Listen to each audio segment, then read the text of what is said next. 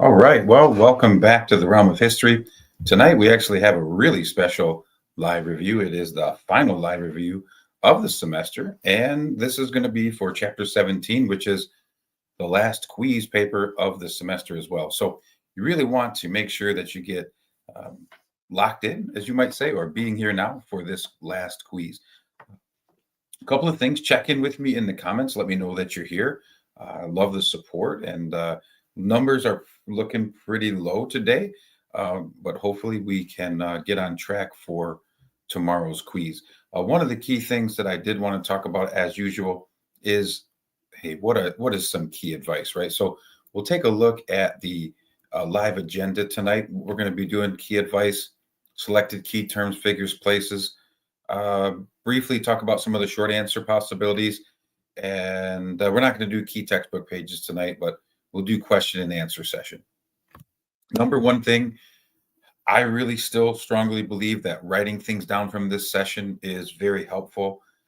I would, of course, read your notes several times through. Your outlines are really, really imperative to your success. And then, of course, complete your review sheet and then use your review sheet to quiz yourself. Number two, and probably the most important thing right now, pray for the right things, right?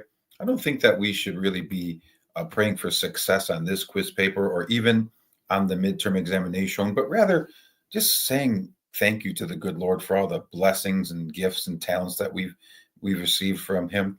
And also, I think what's key is that we ask for guidance to use our talents to the fullest. I think those are really great things to pray for in any situation. But I do not suggest praying for good scores here. Let's think about all those people who are out there that also need our prayers, who are less fortunate, who aren't in the situation that we are to be maybe worrying about a quiz, right? So we got to put things into perspective there. Number three, we got to be here now. That's our motto, right? I think right now is what be here now is all about. Getting ready for the midterm, getting ready for the quiz paper, doing our due diligence, right? Balancing a lot of different things going on at this time of the year. So, hey, I'm here to help you tonight. But being here now, making sure we're focusing on the task at hand, so important. When you come in tomorrow, pop in history, right? Pop in history. During this session, pop in history. Number four, say thank you to your parents. You know what I mean? Like, you got to remember to express gratitude to your parents because you are here in this position because most likely of their sacrifices. So I, as a parent, have learned that over the years. Uh, I'm blessed to be a parent for 14 years today. So today is when I became a father 14 years ago. So it's such a blessing. But I think you got to remember all the sacrifices that your parents make for you. Finally, number five, you know that we're going to give you a challenge tomorrow. You know it's going to be a challenge one way or the other. So you got to rise to the occasion, right? Don't be a Skipper McGee tomorrow. Don't be a Skipper McGee. Make sure you're here. Take the quiz. Get that in. We've had a lot of Skipper McGee's lately. I know that there's sickness going around, but if you're in the boat where you're not sick and you're skipping, you're going to qualify for a different version, probably a more difficult version of the quiz. That's just going to have to be the way it is. That's the only way I can keep it fair for those who came and took the quiz on time. But if you can show up, if you show up and you be here now, you're going to be in a great situation. You're going to be in a great situation. Okay. I think next we're going to get into our selected key terms and figures and concepts, right? So let's get to that next. Most of them are terms, but we will talk about some of the figures and the concepts as well. The first one, really big picture part of what we've been learning about in the Renaissance and the Reformation as well, secular. This secular idea, this worldly focus, right? Focus on non-religious and material things. During the Renaissance, merchants and wealthy families, such as the Medici family, they started to buy luxury items. Luxury items are like things that you don't necessarily need to survive, right? When people are buying luxury items, it means they have excess money, but it also means that their focal point is not really on religious ideas, trying to gain pleasures from other areas. The printing press was a huge invention, right? Johann Gutenberg in 1543 led to the mass production of books, which created kind of a domino effect. Books became cheaper due to their supply being greater and the demand being high. Um, and then you also saw that because books were more affordable, more people were able to buy them, which gave people more of an incentive to read. Prior to this, the vast majority of people in Europe, at least, were illiterate. They could not read or write. The printing press changes the game in that department. A lot of religious denominations that we talk about in this chapter. Presbyterians from section 4, these are followers of the Christian reformer John Knox, who was from Scotland. It's a version of Calvinism. Calvinism was very strict. There was something called merrymaking, and Presbyterian and Calvinists, they were against merrymaking. Merrymaking would be like singing or dancing in public, wearing bright clothes like orange and yellow, stuff like that were banned. You weren't supposed to be drawing attention to yourself, right? You're supposed to be giving your attention to Jesus and God and things of that nature. So anything that drew attention to yourself was kind of frowned upon in the Calvinist and the Presbyterian world. So Calvinism is a key term. One you want to think about here is that it's also a Protestant faith. It's founded by John Calvin, and they believed in the concept of predestination, where there was something called the elect, where only a certain few individuals were destined to go to heaven or predetermined to go to heaven. Next are the Jesuits. The Jesuits were a Catholic religious order which were focused on educating the youth and founded by Ignatius of Loyola. That's St. Ignatius today. He was a Spanish priest and theologian. Jesuits today are still around. For example, the school UAD Jesuit, they are formed by the Jesuit priests with a goal of educating youth. Right? Another Protestant denomination here is the Anabaptists. The Anabaptists were a Protestant faith. They believe that only adults who can choose their religious path should be baptized. So they were saying, yeah, most Christians are baptized when they're babies, right? Okay. But they're saying that they don't believe that you should be baptized until you can actually choose to be baptized. That's one of the big foundational principles of the Anabaptist movement. Next are humanism or humanists. This is an intellectual movement that focused on human potential and achievement, led to many subjects that we study in school known as the humanities subjects, like things that humans can do: art, speech, right? Writing, history. Those are all subjects that came out of the humanities. Next is a key figure, Desiderius Erasmus. Erasmus was a Christian humanist, taught that people should aim to be Christians of the heart and not so focused on ceremonies and rules. He also urged Christians to study the Bible, right? So these are some of the early calls for early people who called for reform and change in the religious world. Next is the term Protestantism or Protestant. Protestantism or Protestants, these are Christian faiths that do not follow the Pope's authority and are not Catholic. There's a key chart to study on page 491. So Protestants, they were protesting the Catholic Church. That's where the word comes from. Eventually, the Protestant Reformation led into a major war. The war was known as the Peace of Augsburg. It's a peace agreement that actually ended the religious fighting in Germany, which was at that point called the Holy Roman Empire, by allowing princes to decide the religious practices within their territory. So there were Catholic princes in German territory. There were Protestant princes. After the Peace of Augsburg, they could decide the faith of the territory that they controlled.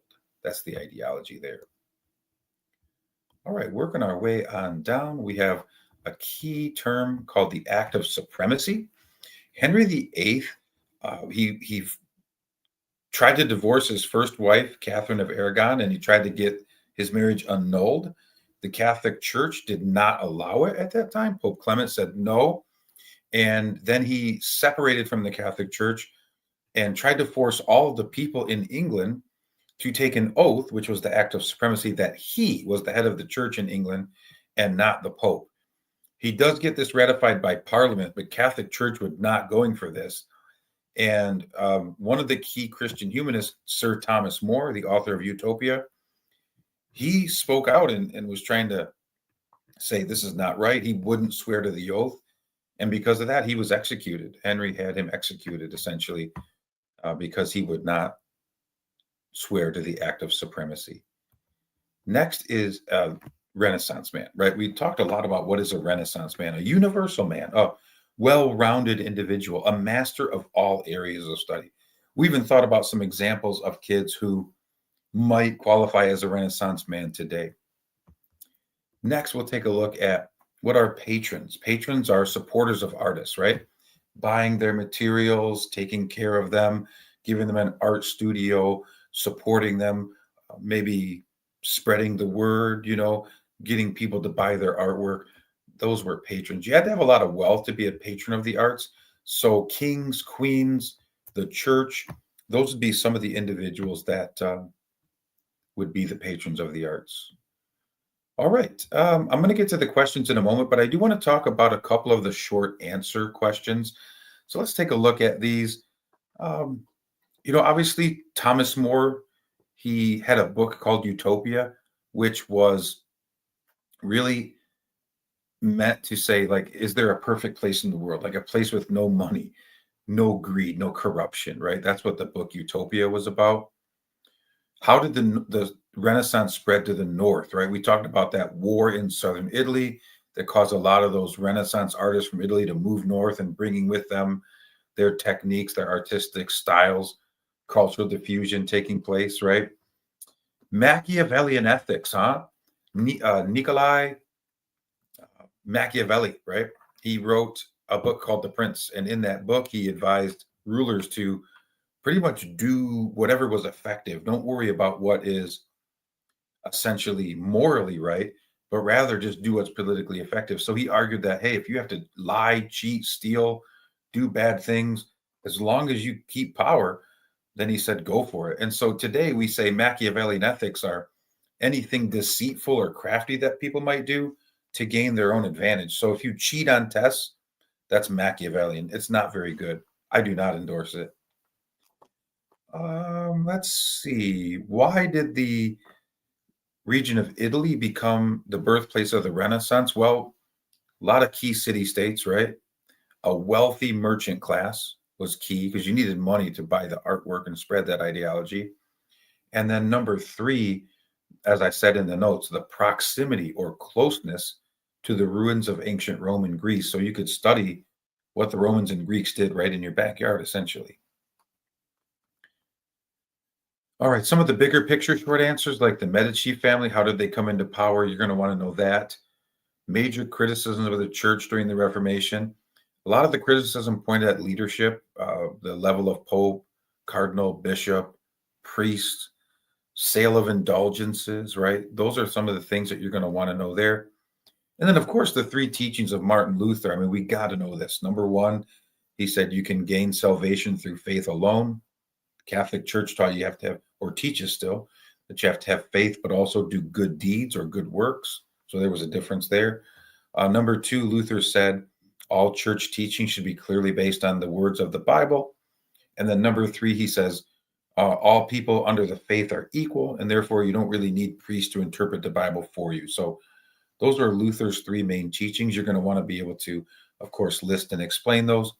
And then as I've been talking all chapter long, I didn't write it on the review sheet, right? Because I mean, we would talk about it pretty much every day, knowing some of the key Renaissance artists. I said, remember the Ninja Turtles because they're named after the four most famous Renaissance artists. But yeah, you're going to want to know that information in depth. Okay, I think that is what I wanted to talk about tonight. I want to open up for questions. I'm going to go to the question and answer session here. We'll get to the comments. We have 41 comments. So let's see. We got a lot of key ballers here. Thank you for being here, everybody. I do really appreciate you attending. All right, I'm just looking for some key. We got Uncle Langle here. I like that. Very nice. Okay, thank you for checking in with me, everybody. Really appreciate all of you.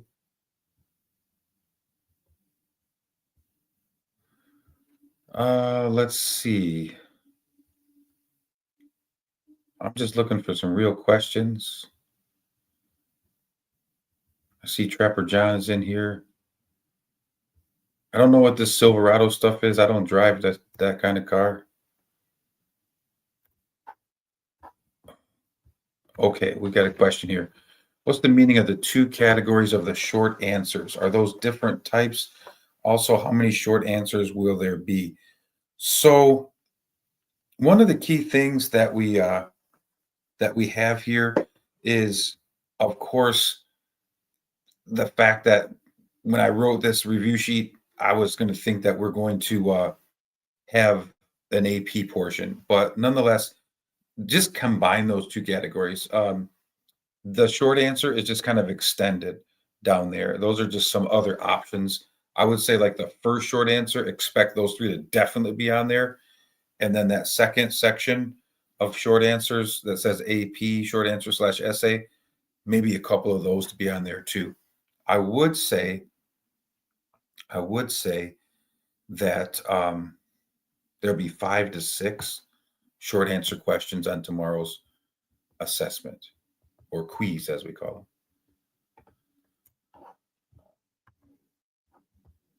Medici family. So when we think about the Medici family, very, very important Italian merchants. They started off as a wool producing family, and then they took that money and invested it into banking. So they came to be like the first Italian family that controlled banks, and they were loan sharks, and they were into the first kind of mafia schemes in Italy. So they became very powerful in that regard and used their power and influence to sway not only political opinion, but also get some of their family members into religious powerful positions as well. I don't know where that's coming from. Yeah, I don't drive a truck. I drive a Buick. Yeah, no doubt about it.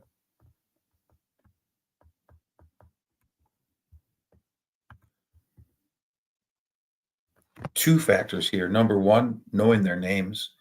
And then number two, I'd say some of the artwork that's mentioned in the reading, the text, and some of the artwork that I went over today, but I don't really think that you're gonna have to talk about specific pieces of art, rather like more like the style of art, realism, right?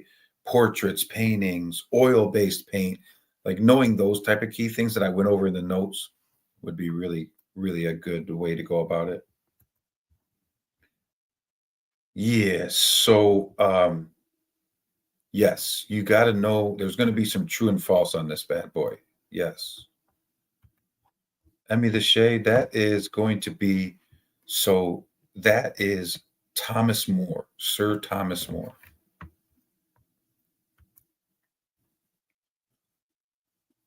Correct. Yeah, no AP portion on the quiz tomorrow because we just took the LEQ, which is going to count kind of like as those 10 points for the AP portion. All right, I'm making my way down the list here.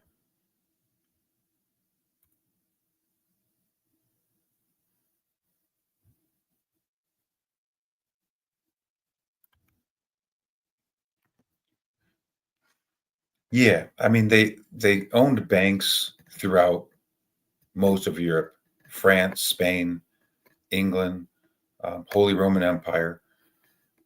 How did Machiavelli spread throughout Europe?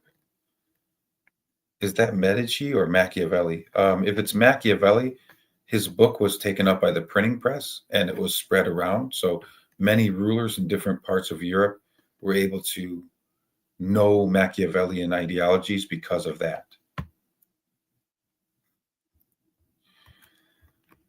Well, I like my license plate. It's classic. It's historic, but I like that too.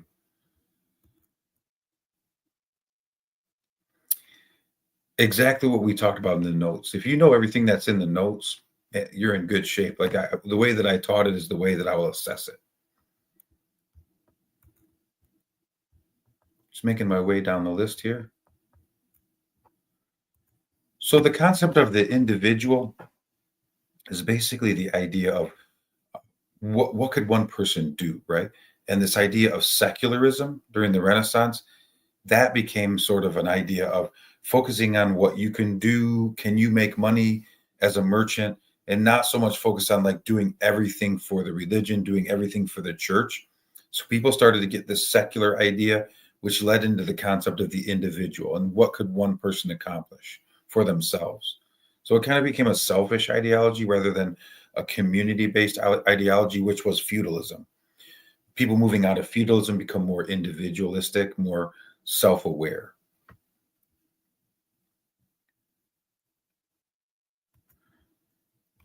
Could be both, definitely knowing the artists themselves, the Ninja Turtle names is going to be key. Leonardo, Michelangelo, Donatello, Raphael.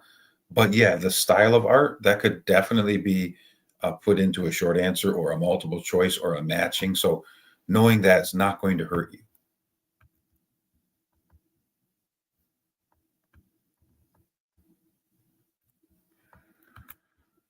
Most important thing to know about Henry VIII in the concept of the Protestant Reformation is how he separated from the Catholic Church. Why he separated, because he was seeking a male heir to the throne. So that's why he wanted to divorce his first wife. And that's why he kept trying to get rid of wives that couldn't supply him a son. That was his big picture goal, was to have a son so he could extend his throne and pass his family line down. And in doing so, he had to separate from the Catholic Church to get his own parliament to legitimize his divorce from Catherine of Aragon. So that's really the big picture ideology there. This was in section 1 and 3, right? 1 and 3, a little bit of section 2, but for the most part, one of the key things that you're going to want to know here is that they said that popes were corrupt, popes were spending money on art, being patrons of the arts, popes were getting involved in wars. They were arguing that the priests were poorly educated, some priests were married, the selling of indulgences. Those are some of the major criticisms that the church faced during this time period. So if you're talking about the Medici family, they spread throughout Europe based on their banking business and based on the mafia style loan sharking and other mafia things that they were doing, but mostly through the banks. That's really how they gained wealth and power. And then what they would do is they grew their family, and they'd send family members to kind of like the leaders of banks in certain parts of Europe. And so that's how they spread their influence out of Italy. Yeah, I mean, you need to know everything that was covered in the notes, because that's really what caused the Protestant Reformation, right? Is his viewpoints and his speaking out against the church.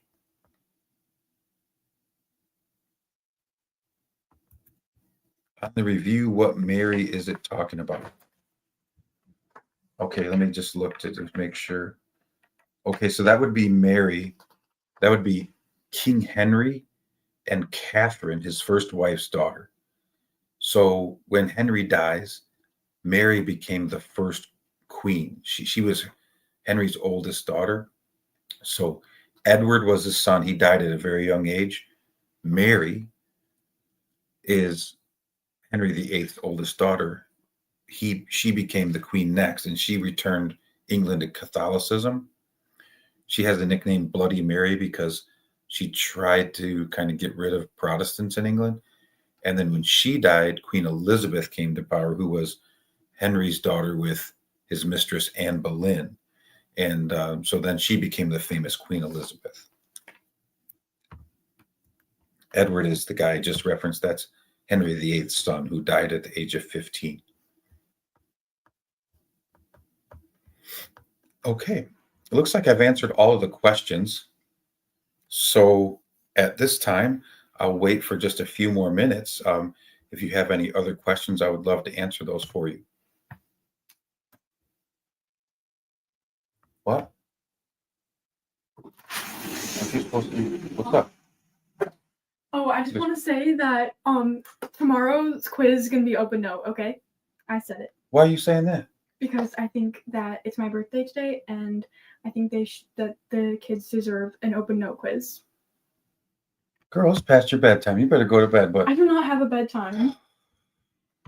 All right. Well, thank you I thought you needed my help. All right. Guys, I just want you to know that I'm the princess of the realm, and I deserve to have a say, and that the quiz will be open note, okay?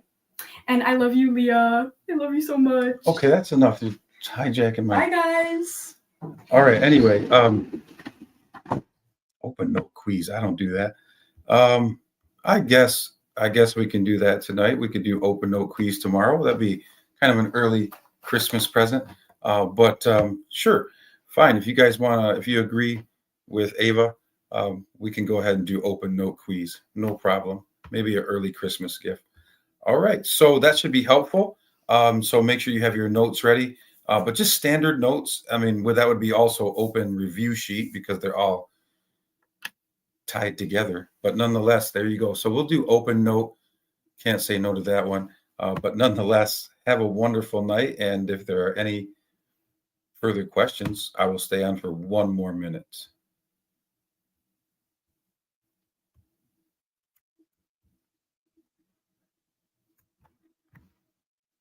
Anything else that I can help with?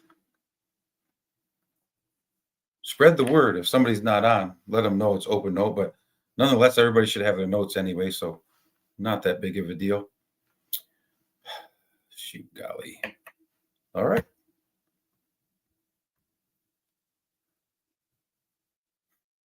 Open binder? Just open note, like sections 1, 2, 3, and 4. And that's it. No book.